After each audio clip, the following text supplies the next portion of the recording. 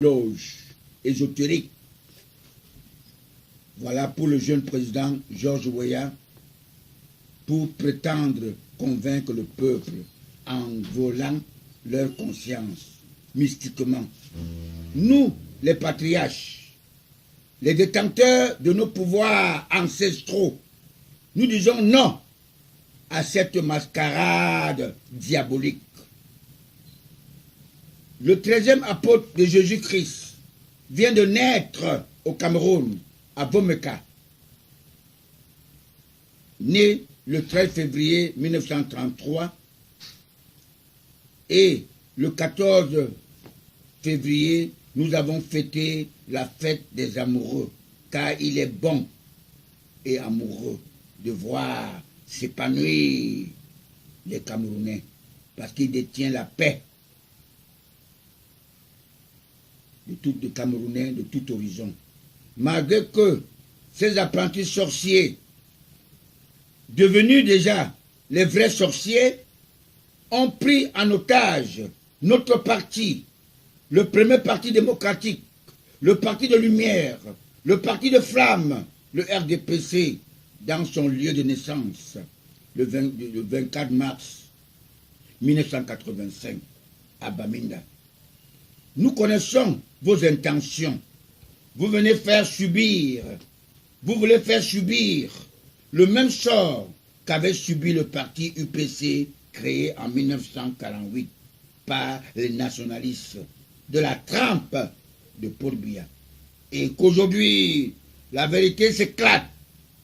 Nous venons enfin de vivre une véritable alliance qui fut prévisible, car Paul Biya, ancien UPCiste de la première heure, n'avait pas douté de la force de frappe de son ancien parti en cherchant à la fragiliser, en partant le Kodok, le Dikakwa et tout ce jeu, c'est-à-dire pour amener à fragiliser l'UPC, permettant à ce moment que le SDF de sortir dans sa coquille d'opposition sans programme, dans une politique de tromperie, de théâtre, comme son leader, John Frundi, le faisait.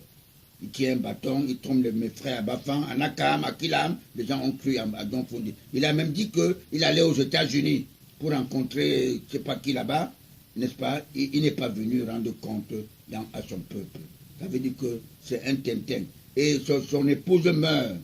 C'est Paul Biya qui s'occupe de ça. Parce que je vous dis qu'il est le second parti, alors que le second parti du Cameroun, c'est la DIG, de Gustave Essaka. C'est lui, après NDPC, c'est Gustave Essaka, qui a d'ailleurs fréquenté avec mon champion. C'est lui qui a créé le parti, le parti dit la DIG, le DIG. Bon alors, il était là, comme il n'avait pas les moyens, n'est-ce pas, les gens ont pris que c'était un con, mais il est là, il est décédé, il est au paradis. Parce que tous les nationalistes vont au paradis. Parce qu'ils veulent souffrir sur la terre. On ne peut pas avoir le beurre ici en Afrique, hein, le beurre, et avoir le bonheur au ciel. Alors, voilà le problème. La jeunesse camerounaise parle toujours d'alternance. Mais l'alternance ne peut avoir lieu dans la violence, car l'homme lion du renouveau n'a pas obtenu le pouvoir dans la violence. Et si Jésus voulait, on ne sacrifierait pas la tête de Jean-Baptiste. Pourquoi voulez-vous qu'il restitue le pouvoir aux personnes qui ont vendu leur conscience au diable, mauvais ange de Dieu, le Satan, ceux-là même qui nous traiteraient comme les cafards de Jean Ping, le chinois gabonais que je considère à ma qualité de politologue spirituel comme un prisonnier ambulant dans notre Afrique, le Gabon, nos frères voisins, tous de la zone CEMAC. Vous voyez, j'ai souvent dit que l'enfant peut faire mieux que le père. Ça arrive. Le jeune Ali Bongo est là, le Gabon va avancer. Nous soutenons le Gabon, et le Gabon est notre frère. Nous soutenons le Gabon. Nous soutenons aussi le Congo avec Sassou Nguesso. Les Français ont voulu faire un jeu avec le problème de Youssouba à l'époque. Finalement, Sassou Nguesso est arrivé. Hein, il a même les mêmes carrures, la même tête que le président Paul Biya. Alors c'est les gens qu'aujourd'hui, ils ont compris qu'il faut servir son peuple. Il faut travailler pour son peuple.